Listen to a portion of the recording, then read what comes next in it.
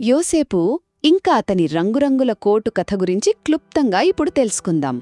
ఇది యాకోబుకి ఎంతో ఇష్టమైన కొడుకు యోసేపు కథ. కాని తన సోదరుల అసూయ వల్ల అతని జీవితం ఎలా ప్రమాదంలో పడిందో చూద్దాం. మొదటిది, అసలు ఈ అసూయకు కారణాలేంటి? 1.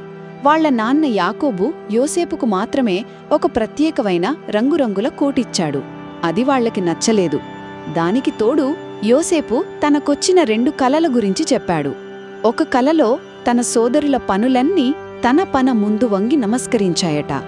ఇంకో కలలో సూర్యుడు, చంద్రుడు, 11 నక్షత్రాలు అతనికి నమస్కరించాయట.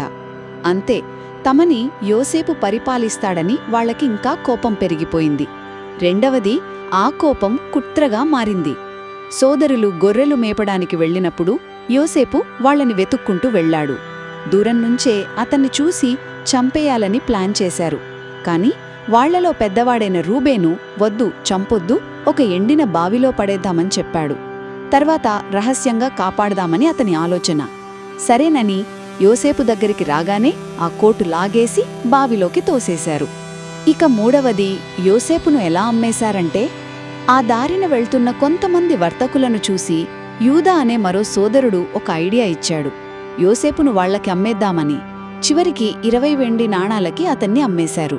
తర్వాత ఒక మేకపిల్లను చంపి యోసేపు కోటును రక్తంలో ముంచి దాన్ని వాళ్ల నాన్న దగ్గరికి తీసుకెళ్లారు. ఆ కోటును చూసిన యాకోబు తన కొడుకుని ఏదో క్రూరమృగం చంపేసిందని నమ్మి చాలా బాధపడ్డాడు. అలా సొంత సోదరుల అసూయ, ఒక రంగుల కోటు, కొన్ని కలల వల్ల యోసేపు జీవితం పూర్తిగా మారిపోయి చివరికి అతను బానిసగా ఐగుప్తుకు వెళ్లాల్సి వచ్చింది.